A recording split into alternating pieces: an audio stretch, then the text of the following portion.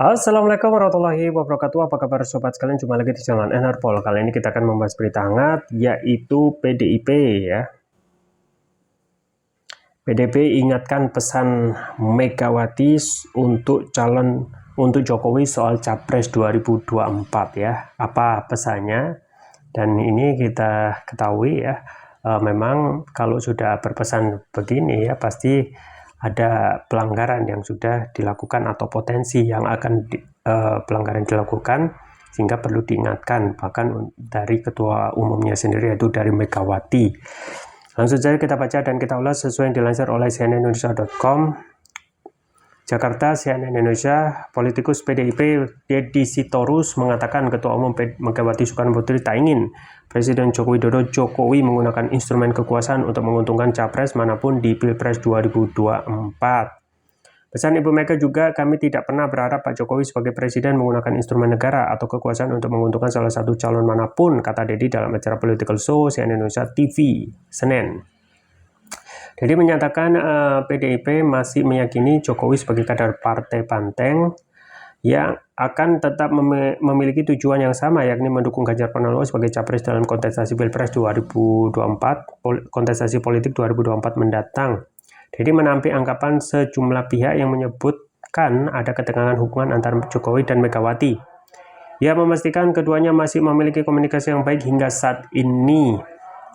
Kalau dibilang Ibu Mega panas, saya belum pernah melihat satupun pernyataan ataupun gestur dari Ibu Mega yang bisa dikatakan panas, apalagi terhadap Pak Jokowi, ujar Deddy.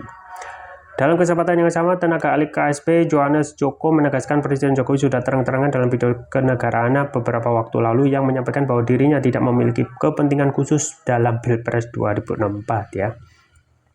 Johannes mengatakan Jokowi sebagai kapasitasnya sebagai presiden selama ini sudah bersikap netral. Adapun apabila Jokowi dinilai berpihak pada salah satu capres, maka menurutnya itu hanya asumsi lewat gestur kedekatan yang kemudian bisa saja diklaim menjadi dukungan. Pada konteks kedekatan hubungan itu, seringkali orang menafsirkan saking dekatnya dengan presiden seolah-olah bisa dilegitimasi. Bisa mengklaim bahwa ini adalah keputusan dari Pak Presiden, kata Johannes. Johannes menyebut selama ini Jokowi hadir hanya untuk memberikan arahan kepada para elit politik parpol ya. Namun arahan itu juga tidak bersifat wajib. Malahan menurutnya arahan Jokowi akhirnya diikuti para elit tersebut karena mereka butuh. Masing-masing entitas politik punya independensi dan integritas sendiri untuk mengambil keputusan sendiri dari arahan yang diberikan, ujarnya. Ya itu ya sobat sekalian terkait dengan pesan dari Bu Megawati untuk Jokowi soal capres, yaitu ya jangan memakai ya instrumen negara ya. State facility, state apparatus ya, state financial resource untuk menguntungkan salah satu calon ya, karena memang saat ini yang mempunyai keuntungan yaitu incumbent ya. Incumbent salah satu keuntungan yaitu bagaimana kondisi saat ini itu atau kebijakan Presiden Jokowi itu nanti bisa diteruskan ya, dan juga yang bisa mengamankan kepentingan Presiden Jokowi ya.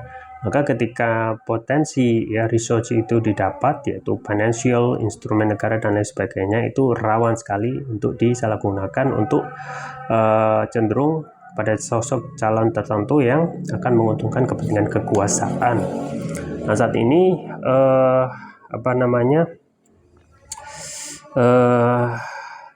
akan sangat menjadi pertanyaan gitu ya, kalaupun nanti ya ataupun ya kekuasaan itu sudah digunakan untuk memenangkan salah satu kandidat, siapa yang akan bisa mengkoreksi, mengkritik, bahkan menegur, bahkan menghukum? Tidak ada gitu ya. Statement yang ada itu hanya sifatnya statement semata yang tidak mempunyai desakan untuk ataupun teguran yang sifatnya tegas. Jika seseorang itu melanggar maka akan dihukum ya. Yang terjadi justru saat ini aroma untuk memakai kekuasaan ya, state facilities, financial resource dan state apparatus itu ya kelihatannya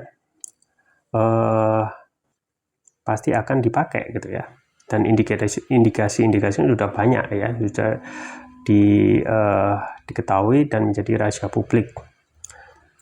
Nah saat ini jelas ya konteks dalam hal kontestasi Pilpres 2024 ini bagaimana memegang yang namanya prinsip yang dilakukan bahwasanya presiden itu tidak cawe-cawe ya. Jadi memang tidak akan pernah gitu ya pengakuan itu disampaikan bahwasanya presiden itu cawe-cawe, tetapi itu bisa dilihat dari perilaku gitu ya, sama seperti Presiden SBY sebelumnya ketika menghadapi Pilpres 2014 ya tidak cawe-cawe gitu ya, menyerahkan semuanya karena sudah mempunyai tugas masing-masing, yaitu KPU untuk menyelenggarakan pemilu dan juga Bawaslu. Dan saat ini beda gitu ya, justru kelihatan banget ya, kalaupun ingin menghilangkan statement ataupun stigma cawe-cawe ya minimal ya harus bersikap fair gitu ya, tidak mengendorse ya salah satu capres ya. Kemudian juga gestur kepemimpinan juga saat ini tidak bisa dihindarkan bahwasanya lebih cenderung untuk mengendorse sesuatu, mengendorse seseorang yang lebih diunggulkan untuk ya karena ada kepentingan. Salah satunya bagaimana melanjutkan kepentingan kekuasaan dan juga mengamankan ya setelah Presiden Jokowi itu lengser. Ya, kita tunggu saja terkait kontestasi Pilpres yang semakin panas dan dinamis ini ya. Dan kita harapkan state financial resource, financial aparatus itu tidak dipakai untuk lebih cenderung kepada salah satu calon. Itu saja yang bisa saya sampaikan, semoga bermanfaat. Jangan lupa like, share, dan subscribe. Sampai jumpa lagi. Wassalamualaikum warahmatullahi wabarakatuh.